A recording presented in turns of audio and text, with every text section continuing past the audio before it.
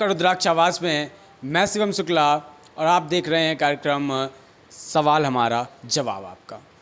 आज हमारे साथ इस कार्यक्रम में बात करने के लिए समाजवादी पार्टी के जिला सचिव राघव दत्त मिश्रा जी हैं। इनसे हम कई मुद्दों पर आज बात करेंगे। बहुत बहुत स्वागत है राघव जी आपका हमारे कार्यक्रम में। बहुत बहुत धन्यवाद भाई साहब। राघव जी, सबसे पहले मैं ये जानना चाहता हूँ कि भाजपा सरकार, भारतीय जनता पार्टी कह रही है कि उसके 4 वर्ष पूरे हो चुके हैं और इन 4 सालों में उसने बहुत कुछ ऐसा किया है जो सराहनीय है, लेकिन अब आप इन 4 सालों को कैसे देखते हैं? ये भारतीय जनता पार्टी के नेताओं का दृष्टिकोण है जो उन्हें अपने 4 वर्ष सराहनीय नज़र आ रहे हैं। मुझे तो इन 4 वर्षों में केवल अपने देश का किसान रोता हुआ, व्यापारी दुखी और बेरोजगार युवा परेशान दिखाई दिया।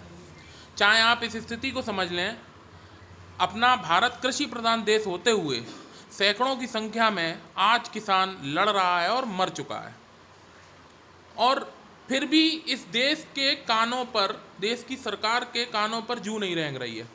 वो एक अपने सिद्धांतों पर जा रहे हैं। भाई, हमें नहीं पसंद आपका कानून, आप बदल दीजिए, आपको क्या दिक्कत है। लेकिन दिक्कत ये है कि आपने व्यापारियों से, आपने इस देश को चलाने वाले कोऑपरेटिव वर्ग से इतना अनुमोदन, इतने आश्वासन ले रखे हैं कि आपको उनके काम करने की मजबूरी है।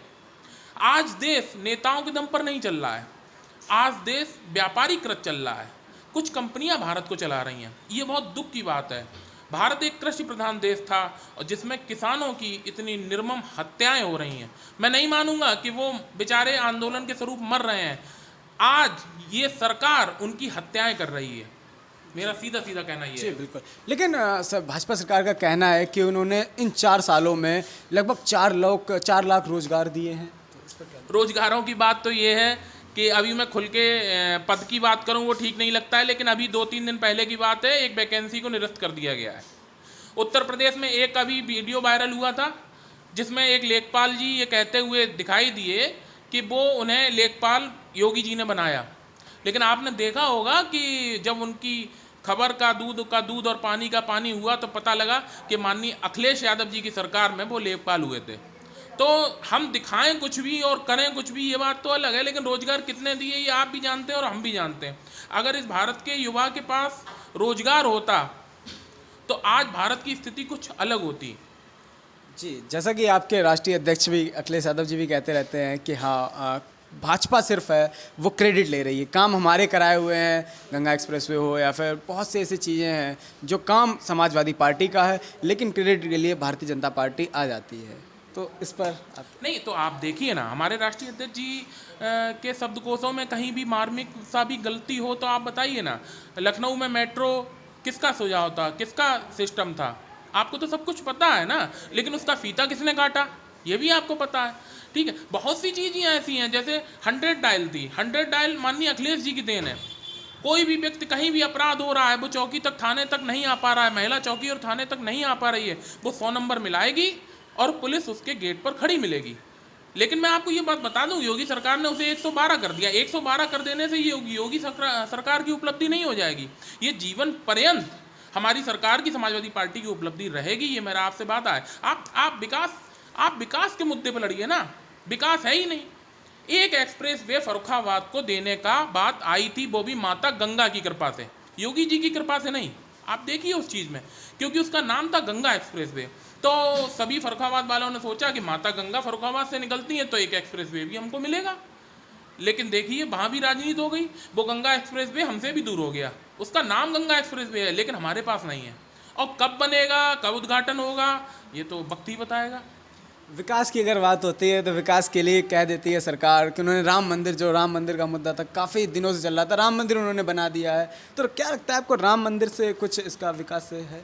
देखिए, विकास की बात मैं योगी सरकार के मुंह से सुनूं तो बड़ा अटपटा लगता है। एक विकास हुआ, वो मार दिया गया। ठीक है, अब उसका अपराध क्या था मुझे नहीं मालूम, या उसका जात होना एक अलग अपराध था कि वो किसी एक जात से बिलोंग करता था, या वो मुख्यमंत्री जी की कास्ट का नहीं था। मैं पूछना चाहता हूँ, क्या और किसी कास्ट में ऐसे लोग हैं? नहीं।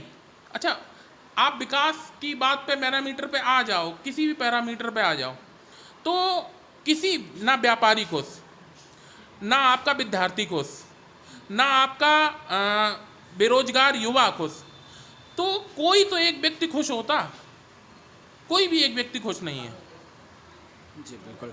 और साइकिल यात्रा, ये जो अखिलेश यादव जी की है, साइकिल यात्रा की गई, इस साइकिल यात्रा से कितना, क्या इसका समाधान निकलता है, क्या इसका मतलब है, साइकिल यात्रा आखिर क्यों? देखिए, साइकिल यात्रा से समाधान और अभिप्राय और मार्गदर्शन, इन सब की बात मैं आपको दूसरे पद पे ले जाते हुए समझाने की कोशिश करता हूँ। हर चीज़ का एक मकसद होता है, ठीक है। उनका मकसद है 112 से वो पुलिस की हेल्पलाइन को अपना बना लेंगे, ठीक है। लखनऊ की मेट्रो फीता काट के वो मेट्रो अपनी बना लेंगे। 100 सैया अस्पताल का फीता काट के वो 100 सैया अस्पताल अपना बना लेंगे। हमारा केवल हमारा आज की जनता को ये केवल दिखाने का मकसद है कि जिस सरकार को उन्होंने चुन के लखनऊ भेजा या देश में भेजा, वो सरकार उनके लिए क्या कर रही है। साइकिल यात्रा के माध्यम से कार्यकर्ता समाजवादी पार्टी के गांव-गांव, गली-गली, शहर-शहर, नगर-नगर निकलते हैं और अपनी जो माननीय अखिलेश जी की कार्यकाल में जो उन्होंने देश और प्रदेश के साथ किया, वो सब चीज़ें हम लोग बताते हैं। हम लोग बताते हैं हम लोगों ने क्या किया, और हम लोग ये भी बताते हैं कि योगी सरकार क्या कर रही है, ठीक है। रही मंदिर बनाने की बात, जैसा कि आपने कहा था, तो मंदिर बनाने का फैसला योगी जी ने किया या नरेंद्र मोदी जी ने किया, सर्वप्रथम तो मैं ये पूछना चाहता हूँ। और इसका कहने का मेरा तात्पर्य केवल इतना है कि वो फैसला माननीय उच्च न्यायालय ने किया, तो जिस फैसले को उच्च न्यायालय ने किया उसका भी श्रेय आप लेना चाहते हो। मेरा कहना तो ये है, केवल ये श्रेय लेने वाली सरकार है। आप बताओ ना, पुलवामा अटैक हुआ, उसमें 40 जवान शहीद हुए, वो कहाँ, किसने मारे, वो अभी तक क्यों नहीं खोज हो रही है। हर चीज़ को मार्मिकता से देखा जाता है। यहाँ अगर राम मंदिर बन गया है तो उस राम मंदिर पर भी राजनीति हो रही है, उस पर भी चंदा वसूला जा रहा है, उस पर भी आप चंदा वसूल के मार्मिकता को छू रहे हैं। जिसकी जेब से आप 10 रुपये ले लेंगे, आप उसका वोट लेने की कोशिश कर रहे हैं। तो हो सकता है मंदिर के नाम पर कोई हिंदू, ज़्यादातर हिंदू आपको 10 रुपये दे देंगे, लेकिन आप इस होश में न रहिए कि आप मार्मिकता की, हिंदू मुस्लिम की बात करके, मंदिर मस्जिद की बात करके आप वोट ले पाएंगे। अब वोट वही लेगा जो विकास करेगा। और आप देखिएगा, माननीय अखिलेश जी 2022 में मुख्यमंत्री बनने जा रहे हैं, और आपने चाहा तो विकास 2022 में आपको दिखेगा। अच्छा, 2022 की आपने मुख्यमंत्री की बात की, तो आगामी चुनाव में समाजवादी पार्टी किन मुद्दों को लेकर चुनाव लड़ेगी? देखिए, हमारा कहना तब भी था और अब भी है। माननीय अखिलेश जी हमारी पार्टी के राष्ट्रीय अध्यक्ष हैं, पूर्व मुख्यमंत्री हैं। मुद्दे क्या होंगे वो तय करेंगे, ठीक है। प्रोपगंडा क्या होगा वो तय करेंगे, लेकिन मुझे अपने राष्ट्रीय अध्यक्ष पर विश्वास है और बिलीव है कि मुद्दे हिंदू मुस्लिम के नहीं होंगे, मुद्दे मंदिर मस्जिद के नहीं होंगे, मुद्दे होंगे विकास के, और केवल विकास के। ना वो विकास दुबे होगा, ना वो विकास साक्य होगा, ना वो विकास मिर्जा होगा। उस विकास की कोई जात नहीं होगी और विकास मारा नहीं जाएगा। तो सुना आपने, ये जो कुछ बातें सामने निकल कर आई हैं कि जो भारतीय जनता पार्टी की सरकार है, भाजपा की सरकार है, वो विकास की सरकार नहीं है, वो सिर्फ श्रेय लेने के लिए है। उन्हें हर चीज़ का श्रेय चाहिए होता है। बहुत बहुत धन्यवाद आपका।